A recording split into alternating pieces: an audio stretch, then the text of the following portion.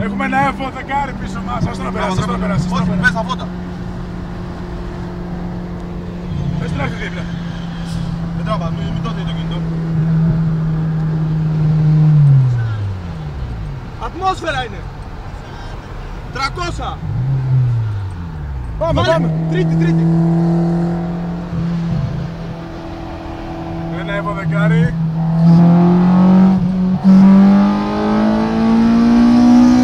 Άντε γεια. Και εδώ κάπου του λέμε γεια.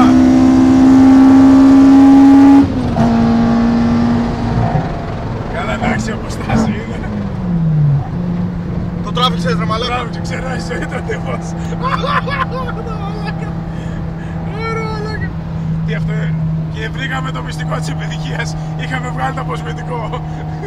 Αυτό ήτανε. Δεν πάει βήμα το δεκάρι! Ω, αλάκα τη μάζεψε. Ω, αλάκα τη μάζεψε. Πού είναι τίποτα, πού είναι. Δεν ξέρω, κρύβει να αλλάξει πορεία. Μαλάκα κρύφτηκε, αυτός έκανε ένα στροφή στην Αττική εδώ πέρα. Πάει ξέρεις και πάει αλλού. Πού ήταν. Μαλάκα, τι Έλα, φόρτωσε. Έλα, φορτώνει. Έλα. Ας τον έρθει δίπλα σου, Θα σου πω εγώ, θα το μαζέψω. Έλα τώρα. Έλα. Πάμε.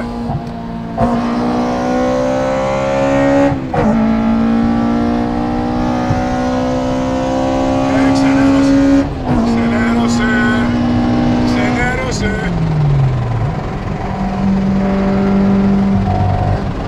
Τα καλύτερα Χριστούγεννα! Ξενέρωσε. Μην πάρετε από 10. Πάρτον, έχει κολλήσει πίσω μου. Έχει κολλήσει.